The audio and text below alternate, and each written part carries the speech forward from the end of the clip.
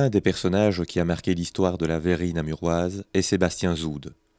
Il implante une manufacture de verre et cristaux à Namur au milieu du XVIIIe siècle. Il sollicite et obtient un octroi de l'impératrice Marie-Thérèse en 1753. Après plusieurs voyages en France pour apprendre la technique du verre, il envoie son fils en Angleterre afin de s'informer sur les techniques des maîtres verriers qui ont mis au point un verre plus transparent du nom de cristal. Sébastien Zoude est le premier fabricant de cristal anglais sur le continent. Namur est donc au départ de la cristallerie européenne.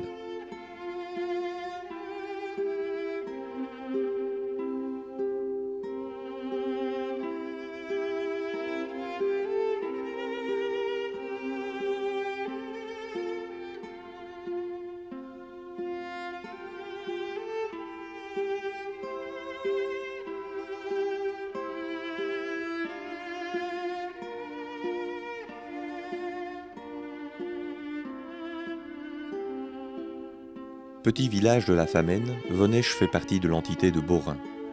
En 1713, les Pays-Bas espagnols passent à la maison d'Autriche. En 1778, un certain Matisse décroche un octroi en vue d'ériger une verrerie à Vonêche pour la fabrication de verre de toute espèce. Après quelques années de gestion inexperte et le manque d'une direction solide, la verrerie est mise en vente. En 1802, Aimé Gabriel d'Artigues l'acquiert et redresse l'usine avec la production de verre de cristal. Ils vendent aussi des cristaux bruts qui sont façonnés à Paris et montés avec des bronzes dorés dans les ateliers de la veuve des amants Charpentier, à l'escalier de cristal. La fameuse coiffeuse de la duchesse de Berry, conservée au Louvre, en est le reflet.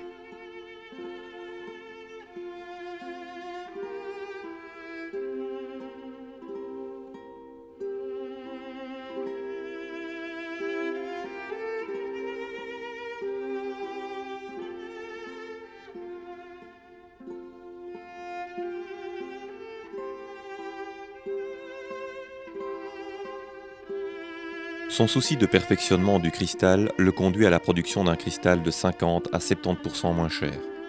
Aimé Gabriel d'Artigues a réussi à développer la plus grande cristallerie de son époque.